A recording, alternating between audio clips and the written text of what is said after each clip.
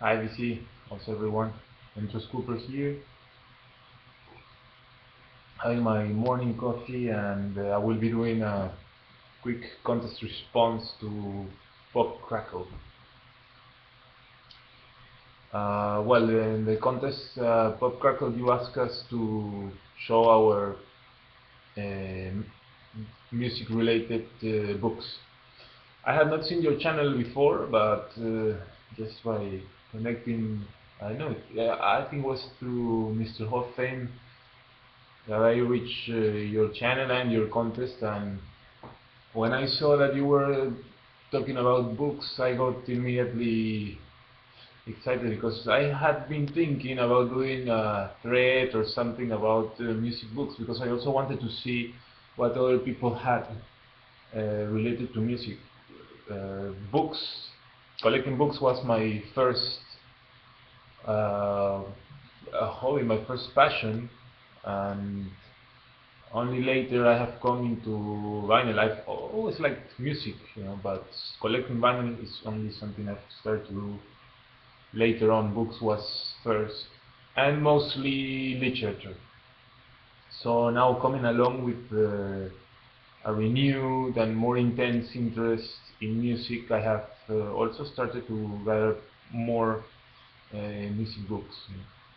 So here behind me is my bookcase. This is the only bookcase I have in this house because I don't live, I'm an expat. I don't live in the country where I grown up, and so I have this bookcase as as a way, not only one bookcase, so that I don't get to collect too much here. So each time me or somebody that I know goes back home, I put some books in there, send them back home, and the idea is to keep this bookstore from overflowing. But problem is I'm coming close to it. So, but yeah, let's see. Anyway, coming to the contest, I have I have here only a few books. I have a few others back home, so I will only show these ones. And the first one is one I bought on my last trip. I bought it in the airport, and it's this one, Neil Young. And I have not read this one. It comes with pictures inside, you know. It looks to be a nice edition. This book is from let's see, from 2012, and it was apparently written by Neil Young himself. I am not sure. I would like to think so, because he's a great lyricist. And but sometimes, famous people tend to hire ghost writers, But I would say this is written by Neil himself. Still, I am not too sure if I'm going to like it, because it's done in a very fragmented way, like very very short chapters. For what I have like quickly glanced around the book, and like let's say chapter 32 is only this page, and then these two pages here, and that's it. And then we go to chapter 33, which is only 1, 2, 3, 4 pages long, and so on. And it does get like back and forth in time. So on one hand, I think it's nice. It's like a risk that he's taken on this book, playing with the structure and times. Now let's see if he can pull it off. Yeah, I trust he will. He's a good, should be. Yeah? He's a good writer, at least of songs. So well, that's this one. Yeah. Then the other one, the next two are in Spanish, because that's my mother tongue, and it's just a history of jazz. Look, from Ted Gioia, and it's the editorial house is the Fondo Cultura Económica, which does publish very good like essay books and history and stuff like that. Not too much literature, more like academic books, let's say. This book is from 1997 in Spanish, first edition from 2002. And this guy, he's the author. He's also a musician, composer, critic, music historian, and he has done other two books, which I might take a look if I get a chance to find them. You know, one is called The Imperfect Art: Reflections on Jazz and Modern Culture from 1988, which won him a prize. And also, this is the one I'm actually more interested in: West Coast Jazz, Modern Jazz in California from 1945 to 1960. Because same as you, I'm a big fan of Chet Baker. So I hope there will be some words around him. Well, I'm sure there will be some words around him. But anyway, coming to this book, it's a very nice book. Lots of references, very clearly organized. It has here on the index that I'm going to, also some pictures, and it has like the prehistory of jazz, jazz of New Orleans, the jazz era, Harlem, the swing era, modern jazz, the fragmentation of jazz styles, and the last, it's a big chapter because it has like sub-chapters inside, is called Beyond Freedom. So yeah, it's a very good book. History of jazz. Still, I'm looking to find some other ones on modern jazz. Like not modern really, like let's say between the 50s and the 80s, something like that. So if you or anybody else could recommend, I would love to see it. Same as with the Bob Dylan book you showed. You know, I'm also a fan of Bob Dylan, but I have not yet bought a book on him because I am always in doubt of which one is actually the best. I am leaning towards The Man Behind the Shades, just from reading reviews and stuff like that, but still, I don't know. So if you have any recommendation or anyone else out there, please put in the comments or on the video that you upload, whatever, for what you think is the best Bob Dylan book on his life, and not so much like the ones about his lyrics and this stuff, on his life. Then the next one, also in Spanish, is this one, Mesro and Bernard Wolf, which I'm guessing Bernard Wolf must be kind of like the ghostwriter, but then okay, not so ghost because he put it there on the title, which is very nice. In Spanish it's called La Rabia de Vivir, which is translated as, let's say, the direct translation would be the rabies of living, like the rabies disease, the dog's disease. But maybe I would think a better translation would be the furor, the fury of living. The original title of this book was Really the Blues, which is like kind of a so-so title, you know. I like better the furor of living. Yeah, it sounds more intense.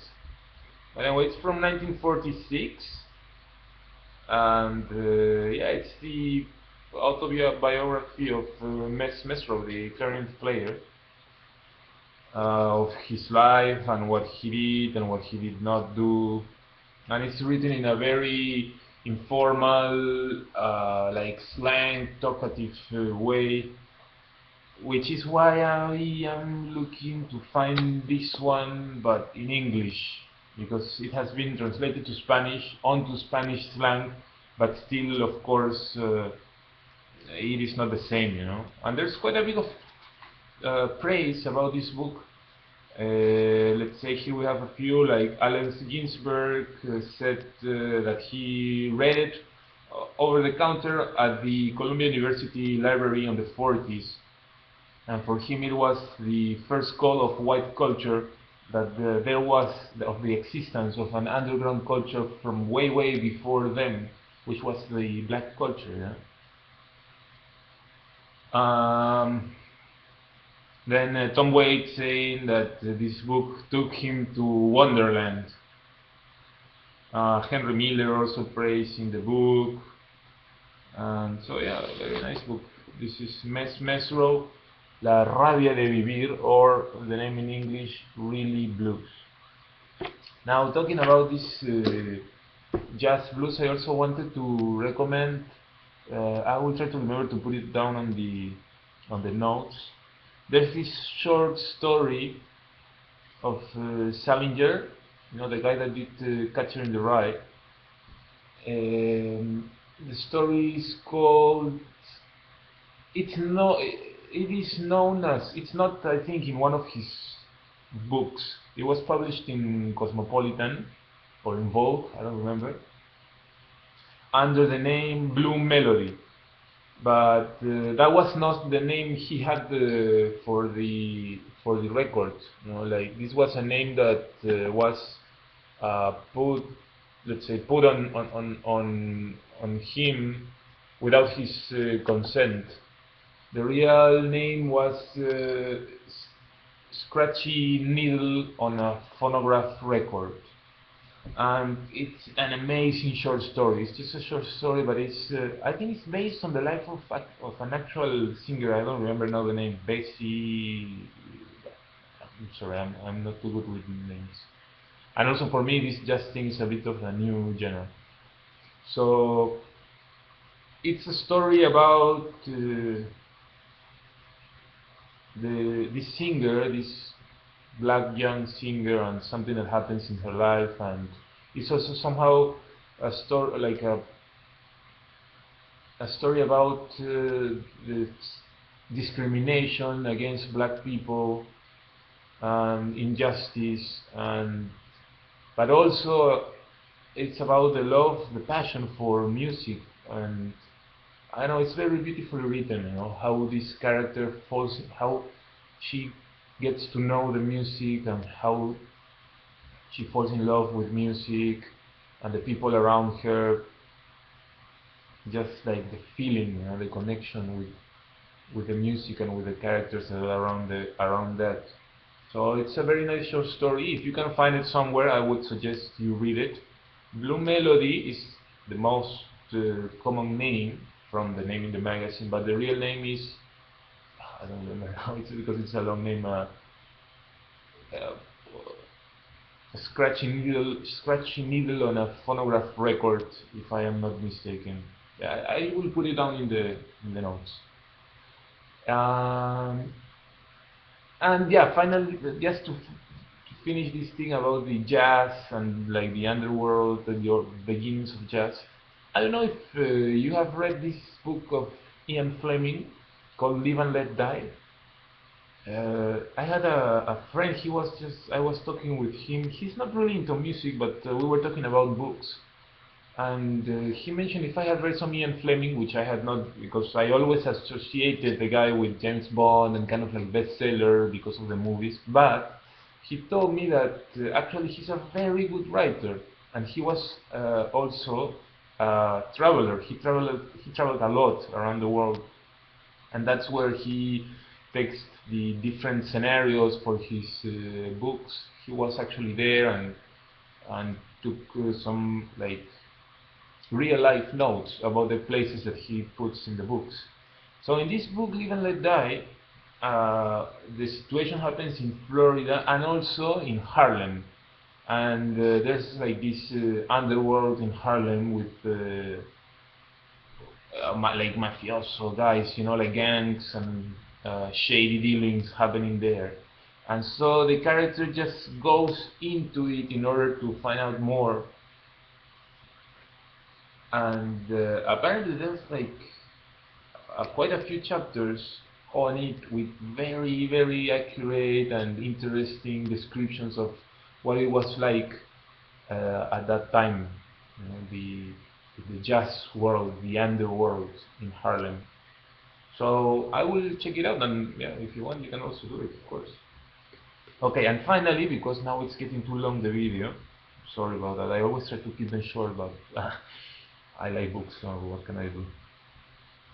This is another one I bought at the airport. I had been like checking it out a lot of times. I wanted to buy it and not too sure, and finally I did it, and I do not regret at all. This has been an amazing, amazing, amazing book, which I thought was going to be more music related, but in the end it was not really that much. Yeah. So, but still, it was an amazing read, and I would recommend to everyone. And it's this one,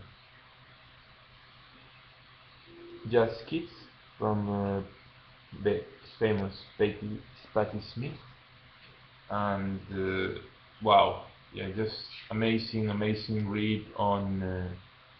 I would say just like on life and love and art and what it was like living in the 60s in New York, and just amazing, very, very like from the heart. It's written from the heart.